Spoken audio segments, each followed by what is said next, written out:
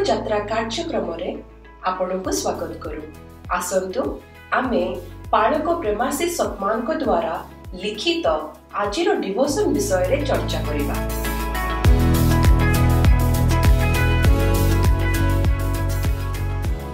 Praise the Lord. Praise the Lord. आजी आमे गोटे बहुत भल विषय रे कथा हबा। पालक प्रेमाशीष सतमन कर गोटे लेखा अछि लुकायित शक्तिर उत्स।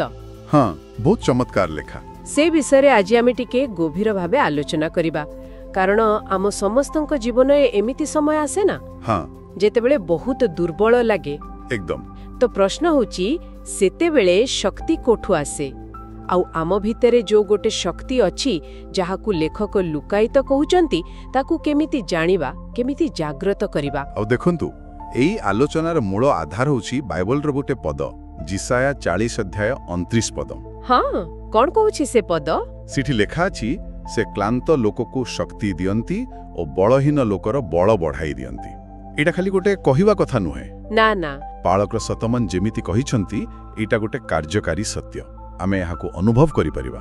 ठीक पहिले तेबे आमर लक्ष्य हेउची परमेश्वरंकर से जो असीम अनुग्रह रछि जहां हम भितरे रहिछि ताकू टिके बुझिबा। हाँ, आउ ताकू केमिति व्यवहार करिबा। हाँ, आम प्रतिदिनर जीवन रे केमिते सक्रिय करिबा। लेखक गोटे भल प्रश्न पचारिछंती, आमको प्रतिदिन कोन चलाए, माने प्रेरणा कोठु मिले।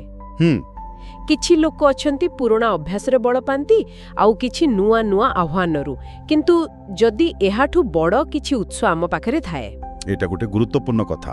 आमे जो माने विश्वास करू आम पाखरे परमेश्वरंक अनुग्रहर गोटे माने असीम भंडार अछि। असीम भंडार। हाँ, आउ जेबिति ईशायांक पद कहूची एटा खाली शारीरिक बळ कथा नुआ। अच्छा। परमेश्वरंक अनुग्रह रे व्यवस्था माने सठिक बुझामणा, ज्ञान आउ परिस्थिति को देखिबार गोटे नुआ दृष्टि, से सबु भी शामिल अछि।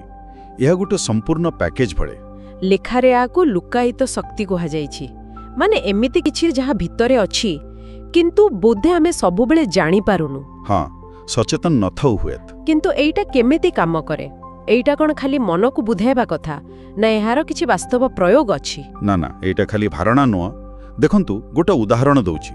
भावंतु जणे धावक दौड़ुछि। हाँ, दौड़र शेष हारकू से पूरा थकी जाइछि, किंतु हठात ताकू गोटे नुआ शक्ति मिली जाए। आमे इंग्राजी रे सेकेंड विंड कहू। हाँ हाँ। तेबे आध्यात्मिक स्तर रे पालक सतमान कहउचंती एई लुकायित शक्ति आउरी गभीर। एटा आम निज चेष्टारू आसेनी। अच्छा। एहा परमेश्वरंक जीवनरू आसुथिबा गोटे निरंतर प्रवाह, जहाकू आमे विश्वास द्वारा पाई परिबा, ग्रहण करि परिबा। ओहो, माने आमर जो सीमित शक्ति अछि ताकू परमेश्वरंकर असीम संबळ सहित जोड़िबा कथा कुहा जाउछि। एकदम। एहार प्रभाव कोन होई पारे जीवन रे? अरे प्रभाव तो बहुत बड़। देखंतु जेतेबेले आमे खाली निज बळ उपरे निर्भर करू, आमर गोटे सीमा अछि, सेठी अटकी जाऊ। हाँ, सत कथा। किंतु जेतेबेले परमेश्वरंक सामर्थ्य सह जोड़ी हो आम जीवन रे तांकर जो बड़ उद्देश्य अछि ताकू पूर्ण करिवार संभावना खोली जाए। आमे खाली बंची रहनु, बरं गोटे उद्देश्य नहीं बंचू। अच्छा, ताले जेतेबेले आमको क्लांत लागे किंबा डर लागे किंबा निरुत्साहित लागे, लेखकंक मतरे एहार मूल कारण कोन? काहे कि आमे से लुकायित शक्ति को सेतेबेले अनुभव करि पारुनु? हाँ, लेखक सेया ही कहउछंती। कारणटा हला आमे परिस्थिति को निजर सीमित शक्ति और निजर सीमित आखिरे देखू। आमे भूली जाऊ जे शास्त्र कहे जे आपण मानक ठारे अछंती से महान। प्रथम जोहान 4:4 रे अछि। हाँ, मने पड़ेला। जदि आमे एई सत्य को मने रखिबा ताले एई जो लुकायित शक्ति अछि से आम दुर्बलता को, आम संघर्ष को विजय रे बदले दे पारे।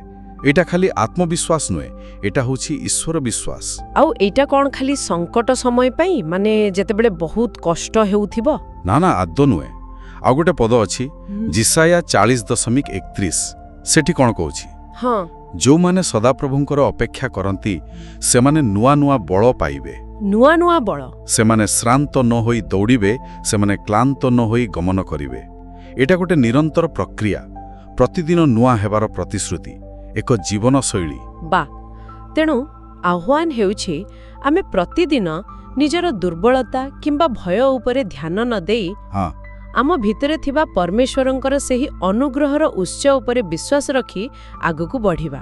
एकदम प्रतिदिन को एई निश्चितता सह सामना करिबा जे आम पाखरे आवश्यक शक्ति अछि कारण सेटा परमेश्वरंक ठारू आसुछि। हाँ आउ एहार आरंभ हेउछि एई कथाटाकू जानिबारु आउ कृतज्ञता हेबारु। प्रश्न हेउछि आमे समस्ते एही लुकायित शक्तिर उत्सकू खोलिबाकू व्यवहार करिबाकू प्रस्तुत त? आज ही आमे परमेश्वरंकु तांको अनुग्रह पाई धन्यवाद दे परिबा, आम दिन पाई जीवनर वाक्य कहि परिबा। एहा एक भला आरंभ हेबो। सतेरे पाळक प्रेमासी सतमनंकर एही लेखा हमकु गोटे बहुत गभीर सत्य मने पकाई देला। आमे केबे भी एकुटिया नुह कि शक्तिहीन नुह। निश्चय आउ जो माने सुनुचंती तांको पाई गोटे चिंता करिबा भली कथा। जदि आमे दिन सारा मने पकाई सचेतन भाबरे आम भितरे थिबा ई शक्ति पाई परमेश्वरंकु कृतज्ञता जणाइबा। हाँ ताले एहा हमर दृष्टिकोणकु हमर अनुभवकु केमिते बदलाई परिबो एटा टिके निजे चेष्टा करी देखिबा कथा। निश्चय आसंतु गोटे छोट प्रार्थना सहित आजिर आलोचना शेष करिबा। हाँ हे प्रभु जेतेबेले मु दुर्बल अनुभव करे दयाकरी मते मने पकांतु जे आपण मोर शक्ति आपणकर असीम अनुग्रह द्वारा आज मते नुआ बଳରେ भरि दियंतु। आमेन आमेन। आज आत्मिक यात्रा कार्यक्रम रे जोग देबा पई धन्यवाद जेउठी आमे प्रतिदिन परमेश्वरंको वाक्य आलोचना करूछु। जदि एही कार्यक्रम आपनको आशीर्वाद देई अछि तेबे एहाकू आपना फैमिली आउ फ्रेंड्स व्हाट्सएप ग्रुप रे शेयर करंतु। आसंता काली पुणी देखा हबा। धन्यवाद।